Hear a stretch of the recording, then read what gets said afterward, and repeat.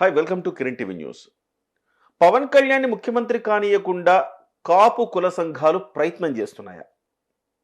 అదేంటి, స్వయంగా కాపు నాయకుడైన పవన్ కళ్యాణ్ని ముఖ్యమంత్రి కానీయకుండా కాపు కుల సంఘాలే ప్రయత్నం చేస్తాయా అంటే అవుననే చెప్తున్నారు విశ్లేషకులు. ఎందుకంటే విజయవాడలో జరిగిన సమావేశంలో కాపులు పార్టీలకు అతీతంగా ఎక్కడ నిలబడినా సపోర్ట్ చెయ్యాలి అని వాళ్ళు ప్రతిపాదించడం వెనుక పెద్ద కుట్రే ఉందంటున్నారు విశ్లేషకులు. ఏంటి ఆ కుట్ర? ఏం చెప్తున్నారు? దానివల్ల పవన్ కళ్యాణ్కి ఎలాంటి నష్టం కలుగుతుంది? మాట్లాడదాం. మనతో పాటుగా ప్రముఖ రాజకీయ విశ్లేషకులు అక్షర సత్యం గారు ఉన్నారు. నమస్కారం అండి. సార్ నమస్కారం సార్. సార్ ఏంటి సార్, ఇప్పుడు మళ్ళీ కాపులకి ఎక్కువగా ఎమ్మెల్యే స్థానాలు ఇవ్వాలి, లేకపోతే కాపులు ఏ పార్టీలో కాపులు ఉంటే ఆ పార్టీకే వేద్దాం ఓట్లు, ఏంటి సార్ ఇదంతా? సార్ ఇది ఈ అణగారిన వర్గాలు చేసుకున్న దౌర్భాగ్యం అనాలా, లేకపోతే వాళ్ళ రాజకీయ అజ్ఞానం అనాలా, లేకపోతే రాజకీయ పరిజ్ఞానం లేకపోవడం అనాలా, నాకు అర్థం కావట్లేదు సార్. ఎందుకంటే సార్, జనాభా ప్రాతిపదికన ఎమ్మెల్యే సీట్లు ఇవ్వాలని డిమాండ్ లో తప్పు లేదు. ఖచ్చితంగా అన్ని పార్టీలు జనాభా ప్రాతిపదిక మీద సీట్లు ఇవ్వాలి. అది సోషల్ సామాజిక న్యాయం. అది 4% రెడ్లు ఉంటే మొత్తం 175 సీట్లు 4% ఇవ్వాలి ఎమ్మెల్యే సీట్లు. బీసీలు 27% ఉంటే 27% ఇవ్వాలి. ఎస్సీలు 27% 27%, కాపులు 27% 25% అంతే ఇవ్వాలండి. అట్లా ఇట్లా ఎవరికి ప్రాబ్లం ఉండదు. ఆ డిమాండ్ లో తప్పు లేదు. అయితే ఇక్కడ వచ్చిన ప్రాబ్లం ఏంటంటే అండి, రెండోది ఏంటంటే, ఇప్పుడు బ్రాహ్మణ సామాజిక వర్గం లేదా దళిత సామాజిక వర్గం కూడా కొంతమంది డిమాండ్ చేస్తుంది మాకు ఇన్ని సీట్లు. అదే బీసీ సామాజిక వర్గం కూడా మాకు సీట్లు లేవు, మాకు ఇన్ని సీట్లు కావాలని. వాళ్ళు అడిగింది కూడా తప్పు లేదు. ఎందుకంటే వాళ్ళకి సీఎం పోటీదారుడు కాదు, సీఎం సీట్ ఆశించడంలే.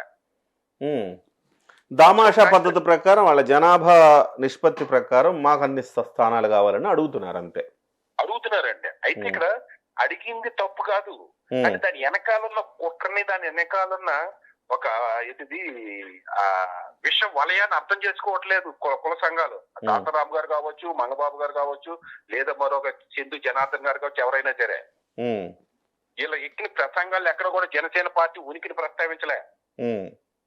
ఇది ఒకటండి. ఇది ఎట్లాగంటే, ఇప్పుడు కాపు సామాజిక వర్గం లేదా జనసేన పార్టీ లేకపోయినప్పుడు డిమాండ్ చేయడం తప్పులే. లేదా కాపు సామాజిక వర్గం సీఎం పోస్ట్ ఆశించినప్పుడు మాకు ఎమ్మెల్యే సీట్లు ఇవ్వండి అని ఆశించడంలో తప్పులే. లేదు వాళ్ళు ఏమంటున్నారు, కాపులు ఎక్కడుంటే వాళ్ళు గెలిపించండి అంటున్నారు. జనసేన పార్టీలో పోటీ చేసిన వాళ్ళు గెలిపించండి అంటోలే. మీరు అర్థం చేసుకుని వాళ్ళు ఏంటంటే జనసేన పార్టీని ఓడించాలని లక్ష్యం పెట్టుకున్నాయి కుల సంఘాలు కానీ కుల నాయకులు కానీ.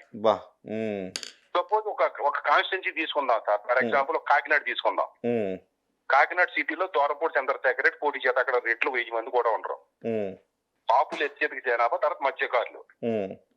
ఇప్పుడు జగన్మోహన్ రెడ్డి వీళ్ళ డిమాండ్ అనుసరించి లేదా జనసేనకి ఇది స్ట్రగుల్ లో పెడతామని దూరపూడి చంద్రశేఖర్ రెడ్డి తీసేసి కురసాల కన్బాబు తీసుకొచ్చి పెట్టాడు అనుకుందాం. తీసుకొచ్చి సిటీలో పోటీ చేయించాడు అనుకుందాం కాపు అతను. నేను ఎగ్జాంపుల్ చెప్తున్నాను అంతే. ఇక్కడ జనసేన ఏమో అక్కడ ఒక మత్స్యకారుడికి ఇచ్చింది అనుకుందాం సార్. అక్కడ వీళ్ళంతా జనసేన పైన మత్స్యకారుని గెలిపించాలా అంటే కాపుని గెలిపించాలా? వాస్తవానికి మత్స్యకారుని గెలిపించాలి కదండి. ఇప్పుడు మనం కింద బీసీలని ఎస్సీలకి సీట్లు ఇస్తాం కదా, వాళ్ళు మనకి సపోర్ట్ చేస్తారు. వాళ్ళకి సపోర్ట్ చేయకుండా మనకెందుకు సపోర్ట్ చేస్తారు వాళ్ళు? అంతేగా. వాళ్ళు ఏమంటున్నారు, అక్కడ కురసాల కన్నబాబు గెలిపించండి అన్నారు. అంటే జగన్మోహన్ రెడ్డి సీఎం చేయండి అని చెప్తున్నారు వాళ్ళు. అంతే, ఇండైరెక్ట్ గా పవన్ కళ్యాణ్ ఓడించాలని ఒక మెసేజ్ ఇస్తున్నారు. దానికేమో కులం రంగు, కులంకి ఎక్కువ సీట్లు, లేకపోతే కులంకి ఎక్కడ కులం ఉంటే అక్కడ కులాన్ని గెలిపించుకోమని ఒక మేకప్ పద్ధతున్నారు. కులాలను వాడుకుని కులంలోని అమాయకత్వాన్ని అజ్ఞానాన్ని వాడుకుని ఇలా పప్పం గడుపుకోవడం కోసం కులాన్ని మోసం చేయడానికి చేస్తాను ఎత్తుగడిగా నేను భావిస్తున్నాను సార్. డెఫినెట్ గా ఇది చాలా దారుణమైన అంశం. ఇది మీకు ఇంకొక ఎగ్జాంపుల్ చెప్తాను సార్. ఇప్పుడు ఏమంటున్నారు, కాపులు ఎంతమంది ఉంటే అంతా నెగ్గించుకుంటున్నారు. అంటే రేపొద్దున బీసీలు కూడా కాపులు కోటి ఎక్కి మన బీసీలను నెగ్గించుకుందాం అంటే, దళితులు కూడా మన బీసీలే తెలుసుకుంటే ఒక కులం వాళ్ళు ఎవడన్నా నెగ్గుతాడా? అంతేగా. ఇది ఎంత రాజకీయ అజ్ఞానం కాకపోతే ఎదుగుతున్న సమయంలో, నలుగురు కలుపుకోవాల్సిన సమయంలో కాపుల్ని గెలిపించండి అనేది ఎంత అజ్ఞానకరమైన సందేశం అండి ఇది. చాలా దారుణం. ఇంకొకటి సార్, సపోజ్ వైసీపీ నుంచి 30 మంది కాపులు గెలిచారు అనుకుందాం సార్. అసలు ఇవ్వరు కానీ ఇచ్చారు అనుకున్న జగన్మోహన్ రెడ్డి మనసు మార్పు ఇచ్చాడు అనుకుందాం. చంద్రబాబు నాయుడు 30 మంది ఇచ్చాడు, 30 మంది గెలిచారు అనుకుందాం సార్. లేదా జనసేన నుంచి ఒక 20 మంది కాపులు కలిసారు అనుకుందాం. ఉమ్, 30 ప్లస్ 60 ప్లస్ 20 80 మంది అనుకుందాం కాపులు. ఉమ్. ఒక 7 ఉంటే సరిపోతుంది. ఒక 7-8 మంది ఎక్కడ నుంచి తెచ్చుకుంటే సీఎం అయిపోతారు. ఆ, ఇప్పుడు అన్ని ఆ పార్టీల నుంచి అందరు బయట ఆ పార్టీల నుంచి అందరు బయటకు వచ్చి కాపుల పార్టీ అని ఒకటి పెట్టుకుని రాజ్యాధికారం ముఖ్యమంత్రి అవ్వాలి. అంతే అక్కడ లాజిక్ వినంటే, ఉమ్, 30 మంది వైసీపీలో నెగ్గిన కాపులు జగన్మోహన్ రెడ్డినే సీఎం కింద సపోర్ట్ చేస్తారు. పవన్ కళ్యాణ్ చేయడానికి లేదు, చేస్తే పార్టీ ఫిరాయింపుల చట్టం వర్తించదని సస్పెండ్ చేస్తారు. అవును. తెలుగుదేశంలో దగ్గర 30 మంది ఎమ్మెల్యేలు చంద్రబాబు నాయుడు సీఎం చేస్తారు, తెలుగుదేశం సీఎం చేస్తారు, కానీ పవన్ కళ్యాణ్ సీఎం చేయరు. అంతే. ఇప్పుడు వేరే పార్టీలో ఎంతమంది నెగ్గినా గానీ పవన్ కళ్యాణ్ సీఎం గాడు లేదా అన్నగారిని వర్గాలకు చెందిన వ్యక్తి సీఎం గాడు, దళితుడు గాని పీసీ గాని అవడం. ఉమ్, వైసీపీ ఉంటే రెడ్డి సామాజిక వర్గం చెందిన జగన్మోహన్ రెడ్డి అవుతాడు, తెలుగుదేశం ఉంటే చంద్రబాబు నాయుడు అవుతాడు, కమ్మ సామాజిక వర్గాలకు చెందిన. ఉమ్, అనగారిన వర్గాలు కాపులు కానీ దళితులు కానీ బీసీలు కానీ అధికారం వచ్చి ముగ్గురు పంచుకోవాలంటే ఏం చేయాలి? జనసేన ఒకటే ఉంది ఆల్టర్నేటివ్. అవును. దాంట్లో ఏ కులబోర్డు పోటీ చేసినా నెక్కించండి, పవన్ కళ్యాణ్ 50 సీట్లు 60 సీట్లు వస్తే అప్పుడు సీఎం అవడానికి ఛాన్స్ ఉందని సందేశం ఇవ్వాలి కుల సంఘాలు కానీ, కులంగా దాసరాము కానీ, ఈ నిన్న విజయవాడలో పెట్టిన పెద్దలు కానీ. ఎందుకు ఇలా సడన్ గా మారిపోయారు? ఇదంతా మన జగన్మోహన్ రెడ్డి గారి ఇది అనుకోవాలా, ప్లాన్ అనుకోవాలా? అయ్యి ఉండొచ్చు, జగన్మోహన్ రెడ్డి గారు కుట్రలో పడి ఉండొచ్చు. ఎందుకంటే నిన్న మొన్నటి వరకు ఇలాంటి డిమాండ్ లేదండి. ఎన్నికలు రాగానే గతంలో కూడా ఇలాంటి డిమాండ్ ఏం లేదు. ఇప్పుడు ఏదో సమావేశాలు పెట్టుకొని ఈ రకంగా వ్యవహరించి, మీరు అన్నట్టుగా జనసేన పార్టీ అనేది పోటీలో లేకపోయి ఉంటే ఇలా మాట్లాడుకున్న ఒక అర్థం ఉండేది. అవును ఉండేదండి. ఇక్కడో విషయం సార్, కాపులకు అర్థం అవ్వాలని చెప్తున్నాను నేను. ఇప్పుడు ఏమంటున్నారు వీళ్ళు, కాపుల్ని మాకు కాపులు కులం నిలబెట్టుకోవాలి కదా అంటున్నారు. ఏమి నిలబెట్టుకోవడం? ఇప్పుడు కాపుల నుంచి ఇతను ఎవరో నిమ్మకాయలు తినరాజాకి సీఎం ఇచ్చారు, డిప్యూటీ సీఎం ఇచ్చారు. ఏం ఉపయోగపడ్డాడు కాపులకి? ముద్రగడ పద్మనాభం అరెస్ట్ చేసింది నిమ్మకాయలు తినరాజా హోమ్ మినిస్టర్, రైట్? తర్వాత దళితానికి డిప్యూటీ సీఎం ఇచ్చారు. ఆమె ఏం ఉపయోగపడి సుగాలి ప్రీతికి ఎవరో న్యాయం చేసిందా? లేదు కదా. ఉపయోగం ఏంటి? ఒక కులంలో 10 మంది ఎమ్మెల్యేలు నెక్కితే, వైసీపీ నుంచి 10 మంది నెక్కితే మనకెందుకు, టీడీపీ నుంచి 20 మంది నెక్కితే మనకెందుకు ఉపయోగం చెప్పండి? అంతే కదా సార్. ఇప్పుడు పల్లకిలు మోయటాన్ని తప్పించి అధికారం లేని పదవులు నోరు లేని వాళ్ళు ఎంత, ఇప్పుడు అంబటి రాంబాబు లాంటి వాళ్ళు ఎంతమంది నెక్కితే కాపులకు ఉపయోగం ఏంటి? అంతేగా. పేరు అందరూ సార్ ఇతర పార్టీలు గెలిచిన వాళ్ళందరూ చెంచాగిరి చేయవలసిందేగా, చేయాల్సిందే కదండి. ఇప్పుడు మార్పు రావాలంటే పవన్ కళ్యాణ్ అంటే నిజాయితీ పరుడిని నెగ్గాలి. అతని మీద కులముద్ర ఏంటి? మమ్మల్ని కలుపుకోలేదు. పవన్ కళ్యాణ్ అనే వ్యక్తి కులం కోసం పెట్టిన పార్టీ కాదు, కాపుల కోసం పెట్టిన కాదు. నచ్చితే చేయాలి, అయితే మాని అది వేరే విషయం. అంతే.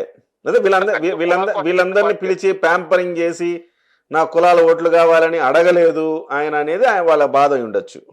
అదే బాధ ఇందాక చెప్పారు. ఇప్పుడు వైసీపీ చేస్తున్న ట్రాప్ కావచ్చు, లేదా తెలుగుదేశం ట్రాప్ వచ్చింది. తెలుగుదేశం నాయకులు కూడా నేను అటెండ్ అయ్యే రాకుల రామకృష్ణాల్లోనే ఇద్దరిది ట్రాప్ ఉంటుంది. మూడోది ఏంటంటే పవన్ కళ్యాణ్ గారు మా నెత్తి మీద పవన్ కళ్యాణ్ గారు నెత్తి మీద మమ్మల్ని కూర్చోబెట్టుకోలేదు అని. అది కూడా తప్పు అయితే అయ్యి ఉండొచ్చు. నాదన్ మనోహర్ లాంటి వ్యక్తి మమ్మల్ని దూరంగా పెడుతున్నాడు, పవన్ కళ్యాణ్ గారు రానిస్తలేదు, కమ్మ వ్యతిరేకత. ఒక నాదన్ మనోహర్ అనే వ్యక్తి. ఇంకోటి సత్యం గారు, ఇప్పటికే కులముద్ర వేస్తున్నప్పుడు ఆయన మళ్ళీ వీళ్ళందరినీ పిలిచి ఏం మెసేజ్ ఇస్తాడు సార్? వీళ్ళు చేస్తున్న దాన్ని బట్టి పవన్ కళ్యాణ్ గారి స్ట్రాటజీ కరెక్ట్ అనిపిస్తుంది. నేను కూడా చాలా సార్లు ఏంటంటే ఎవరిని కలుపుకోవట్లేదని నేను విమర్శ చేసిన. ఇటువంటి స్వభావం ఉన్న కుల సంఘాలని, కుల నాయకులు పిలిచి పవన్ కళ్యాణ్ గారు మీటింగ్ పెట్టడం చాలా తప్పు అనిపిస్తుంది ఇప్పుడున్న పరిస్థితుల్లో. కరెక్ట్ అండి మీరు అన్నది. ఎవరిని పెట్టుకోకూడదు, అదే మనోహర్ని పెట్టుకోకూడదు. ఎవరు నువ్వు చేతనైతే నువ్వు చెయ్యి. కుల సంఘాలకి రాజకీయాలకి సంబంధం ఏంటి సార్? కుల సంఘాలకి రాజకీయ పొత్తులకి సంబంధం ఏంటి సార్? కుల సంఘాలకి సీఎం క్యాండిడేట్ కి సంబంధం ఏంటి సార్? పర్ఫెక్ట్ అండి, పర్ఫెక్ట్. నిజంగానే కుల సంఘాలకి రాజకీయాలకి సంబంధం ఏంటి?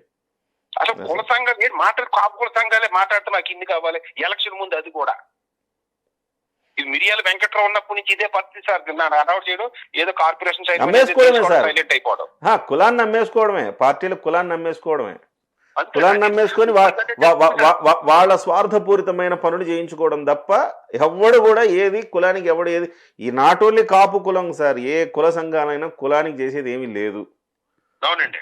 వాడి పాటికి వాడు ఎవడైనా కానీ, ఏ కులంలో ఉన్నాడైనా వాడు పాటికి వాడు స్వశక్తితో ఎదగాలి, కష్టపడి చదువుకోవాలి, వాడు ఎదగాలి తప్ప ఈ కుల సంఘాల పేరు చెప్పుకొని వీళ్ళు చేసేదంతా దందాలే.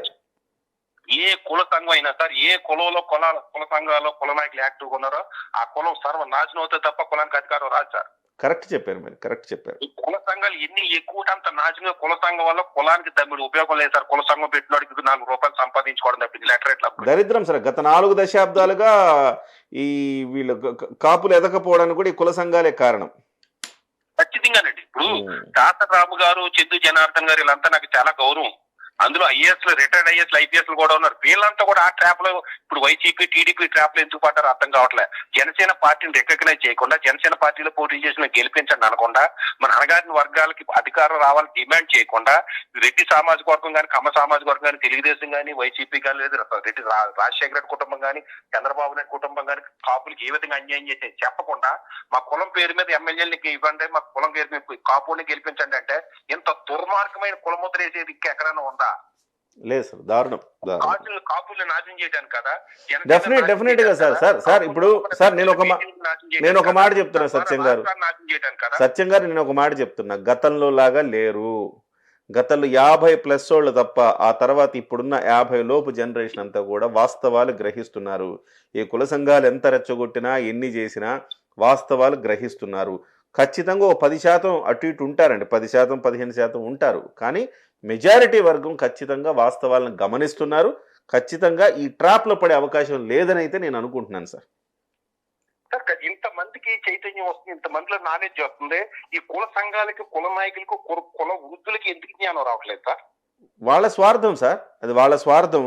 వాళ్ళ స్వార్థం నెగ్గాలంటే వాళ్ళు చేసుకోవాలి అట్లానే. ఇప్పుడు చిరంజీవి గారు పార్టీలోకి పెట్టి కాపులు నాశనం అయిపోయారు అంటారు. మరి వైసీపీలో కూడా ఓడిపోతారు కదా పోటీ చేసి, తెలుగుదేశంలో పోటీ చేసి ఓడిపోయారుగా. ఇప్పుడు రాజశేఖర రెడ్డి, మంగిని గంగేకి, సంగీత వెంకటరెడ్డికి, తోట సుబ్బారావుకి, 14 కూడా సీట్లు ముద్రగడ 14 కూడా ఓడిపోయారు. మరి అప్పుడు నాశనం అయిపోయారు కదా. వాళ్ళు అయ్యేందుకు ప్రస్తావించరు? కాపులకు జరుగుతున్న రిజర్వేషన్ గురించి కుల సంఘాలు ఎందుకు ప్రస్తావించలేదు నిన్న? అంతే, కరెక్ట్. కేవలం కాపులకు అధికారం రాకూడదు, లేదా అణగారిన వర్గాలకు అధికారం రాకూడదు, లేదా రాష్ట్రంలో మార్పు రాకూడదు, మాకు మా యజమానులే నెగ్గాలనే దుర్బుద్ధితోటి, స్వార్థంతో, అసూయతో చేస్తున్న ప్రయత్నంగానే భావించాలి sir. Right sir. Thank you sir, thank you very much Satyam గారు. Thank you so much. So మొత్తం మీద ఈ రకమైన ఒక కుయుక్తనాల, కుట్రనాల, ఒక కులం వాళ్ళు ఓట్లేస్తే ఎవరు గెలవరు, ఎక్కడ కాపులు నిలబడితే అక్కడ గెలిపించుకుందాం, అది పార్టీలకు అతీతంగా అనే ఒక నినాదాన్ని తీసుకొచ్చి మళ్ళీ అధికార పార్టీకే అధికారం వచ్చేలాగా చేయటమే ఒక కుట్ర జరుగుతున్నట్టుగా స్పష్టంగా కనపడుతోంది. మరి వీళ్ళందరూ మేధావులే. మరి ఈ మేధావులందరూ ఎందుకు ఈ రకమైన డైరెక్షన్లో ఎందుకు తీసుకెళ్తున్నారనేది అర్థం కాని ప్రశ్న.